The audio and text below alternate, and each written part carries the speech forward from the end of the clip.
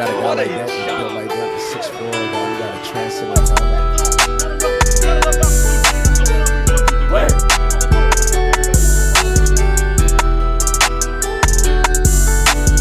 They got Jordan Davis last season. They bring Fletcher Cox back in the Phillies. So I'm sitting there like, we need to put something on this offensive line to combat that. Welcome back, everybody. Today we are going to hop into the NFC North, and I'm going to give you the reason why the Minnesota Vikings are going to win this division. So, offense is going to be nuts. You got Justin Jefferson. You got, KJ Osborne coming into year 3, I believe. You got rookie Jordan Addison. You got TJ Hawkinson, Kirk Cousins. He'll win you games. You cut a Dalvin Cook to keep a Madison, which I do like because you get younger at the position and cheaper. And then offensive line, I believe they lost Darrisaw last year, Christian Darrisaw. But he should be back and healthy this year, which will be an improvement for them. Nice on tackle, for sure. Yes. On the defensive side of the ball, man, a whole lot of holes. But Minnesota hired Brian Flores. And if one thing I know, Brian Flores can coach defense. So I do like that hire there. Minnesota last year went 13-4 under head coach Kevin O'Connell, first-year head coach. So I think Wes Phillips is the OC over there as well. They both came from the Rams Super Bowl winning team. So this is a coaching staff that knows how to win. But to me, it all is going to ride on Kirk Cousins. Kirk is going to do Kirk things. They won a lot of close games last year and got beat up bad by good teams, man. So I do think with that division, Minnesota does stand a chance to win. You want to talk a bit into somebody else over there in that division? I mean, the Vikings for me, I'll stick there. Yeah. I do think it's a strong team. I just don't know with the schedule they had. It's one of those things when they win against winning teams. I didn't know, but I mean, obviously, like you said, it's a strong football team. The offense is lights out, and as long as you got Jay Jettis over there doing what he does, I think that's a hard team to stop for sure. For me, the Lions, man, just the leap that they was able to take last year. Like they always was competitive, but it seemed like they could never like put it all together, like to close those games, but it was always in those games. And you think about where they were this last year, they had the Jamal Williams that was able to, come in, get a buck of the carries, goal line, do what he had to do. Right. But as far as, the offensive line, strong suit. The offensive line is, top tier, one of the best in the league. Strong run game, and then you bring a Jamari Gibbs into that. And then not only that, you lose DeAndre Swift or whatnot, but you also you have the weapons, man. You have the weapons all around. I already know what Amon St. Brown and what he brings to the table. I can't wait to see what Jameson Williams when he get back into the picture. Yeah. Just having that deep threat over there, and then you lose a Hawkinson, but you're able to get a guy like Sam Laporta in there, who a lot of people view as maybe he might be the best tight end in this draft. We'll have to see how that shakes out in a few years. But the only thing for them is the defense. The defense is an improving defense. And some of the things I like, this year, excuse me. You see ADP, a lot of people want to take this person, that person. They just kind of went and got their guys. You go out there and top 10, you get a Jamar Gibbs. We talked about him before. But you get a Jack Campbell in there just to kind of fill that void, get in the middle of that defense, get you a leader, get you a guy that can go sideline to sideline. I really like that move for them. And then, I like Brian Branch as well. Getting that safety from Alabama. They got a lot of young guys. And they was able to show up that secondary.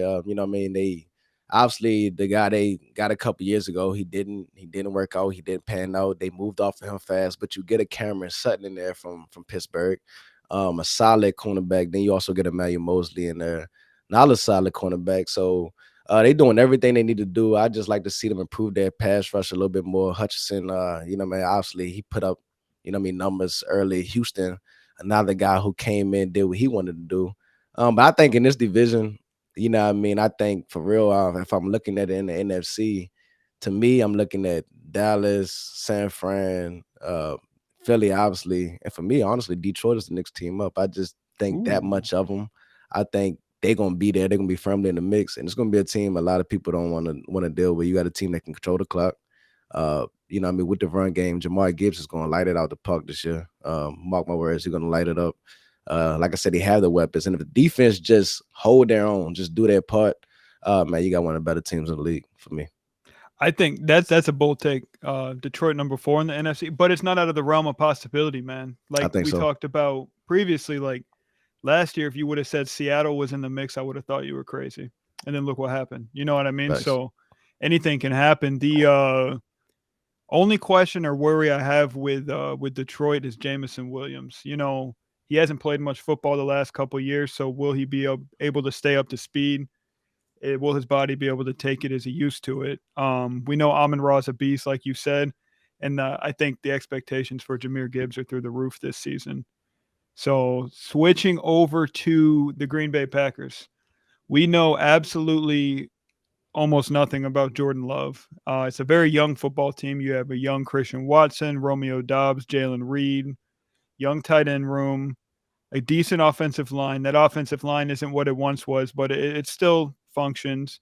Aaron Jones is still over there. He's a stud. And then AJ Dillon isn't, I don't think, what we thought he would have been, being a second round pick at running back, but he still does all right. Defensively, they're young men. You got Kenny Clark. You guys at no, not Zadarious. Preston Smith, Quay Walker, like Jair Alexander, Savage. Like they've got a nice Yeah. defense over there, man. And all they're really looking for here, like you're young on defense, you're good. Special teams is good, and then as long as Jordan Love just doesn't suck, man, they can win this division because we know nothing about him. Like nobody's coming out saying he's skipping balls. Nobody's coming out saying he's overthrowing guys. It's just been quiet. And the quietness to me kind of leads me to think like what could happen? Like what Yeah. if I told you, you know, I'm not a big LaFleur fan. Like to me, Mike LaFleur, I'm like, I don't think he's the right coach for that team, but maybe it was him and Rodgers didn't work well together. You know, so maybe he can come in here and show us something as a head coach and actually be able to control the football team the way that he wants to, which is very hard to do when you're younger than your quarterback. You know what I Yeah. mean? And you So, know, Rodgers is Rodgers. He's like the de facto offensive coordinator without right. being so. It's hard to come in here, run your playbook, and then you got a guy over there that's like, I want to run this and I want to do that. You kind of just got to cater to whatever he's gonna do. But Right. I mean, I like to see Matt LaFleur and is he really the answer? And is he really the truth? Because I mean, if you're looking at his record and you're going by resume, it looks good. He hasn't been able to get them where they need to be. But, Right. like you say, this might just be his chance, and they definitely got a young ball club over there for sure. That's yeah, absolutely. That pretty much wraps it up for me with Green Bay. What else you got on that side? Oh shit, okay. Look, the last team, and it called me crazy, it called me not. I feel like this is a playoff team this year. We had to come back and keep the receipts, obviously, but I felt like Chicago probably had the best offseason out of any team in the NFL this year. And just being able to see where you were last year, seeing where your quarterback was, what type of help he needed. I was tired of seeing Fields running for his life. I think they did no service to him, but they see him kind of withstand all of that. And just kind of be the highlight machine that he was and kind of drive that team. I know you might look back at it like, okay, yeah, this is 3-14 ball club.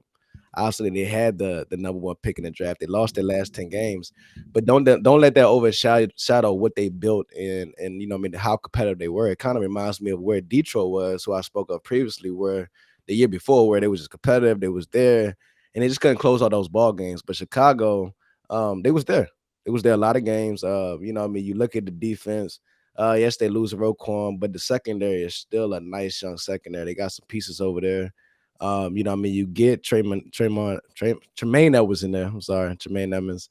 TJ was in there, and then not only that, you know, what I mean, the weapons they was able to get for Justin Fields, bringing in the DJ Moore. Like I love that. You know, DJ Moore's the truth. We'll see if Yeah. Claypool can bounce back, but Daryl Mooney, just being able to be that number 2 guy, wherever he's going to slide, and it's going to be beast. But the main thing throughout all of this is getting an offensive line right. You know, what I mean, bringing in the Darnell Washington, who I felt like, you know, what I mean, was the best tackle in this draft, man. Darnell, right? Darnell Wright. I'm sorry. No, no, Darnell you're good. Wright. You're Yeah, good. yeah, You're yeah, good. yeah, yeah. But yeah, best. I feel like he was the best tackle in this draft and showing up that offensive line. You know, what I mean, getting Deontay Foreman in there, even though you're losing to David Montgomery, I don't think you lose much there. Like I said, it's a competitive team, but their run game was the best in the league. You know, what I mean, was that because of Fields? But even if it's not, he's gonna have a lot of attention on him, and these guys are gonna thrive around him because of that. And if you have a team like that, then I think they could compete with anybody. We've seen a lot of teams struggle with the Chicago Bears this year. And Fields, I expect him to take that leap. And as long as he does what I think he can do, I think Chicago Bears, it might be a way. I'm not gonna say they're gonna win a division, but I think they'll be in the mix, and I think they can definitely be a playoff team. You know, what I mean, come this time this season for real. For me, I don't see obviously I don't see them picking one overall again, but I don't see them winning that division. I think they got a lot more work to do over in Chicago. And I know we're kind of on opposite sides there, but if I had to come through and pick a team to put like $100 on to win the division today, right now, out of what we talked about, I think you sold me on the Lions. Like Yeah, I'm picking Detroit. I do see that offensive line is good. They play hard for Dan Campbell, but for Chicago, I don't. Yeah, they led the league in rushing, but they were like second last in pass attempts. So there was a lot of trust issues with Fields throwing the ball, and I just want to know, like, are those issues still there? Yes, we got weapons, but are they going to be a top 20 passing team in the league this year, or still bottom half? Because to me, their defense isn't good enough to only run the football. But truthfully, you got to run the ball to protect your defense. Sure. But also, of course, I'm not gonna have the pass attempts because why would I drop back if my quarterback getting killed and running for his life every time? So that's one thing we have to see. Like, would the offensive line allow Justin Fields to develop as a passer? Because we already Right. know what he could do on the ground. But if they give him the time and how he gets to move around and kind of doing the things that we know he can do, then hey, we don't know. I don't foresee them being better than the Lions. Um, I feel like they could be better than Green Bay though. You know what I mean? Yeah. And you know what I mean? Maybe the Vikings aren't as we don't know. They might just fall somewhere amongst that mix. I don't think they're that far off. They could be a year away, but I think they compete. And if they can close out some of those games and you add that into the equation, they may be right where they need to be just to kind of sneak into one of those, wild card spots and maybe surprise some people.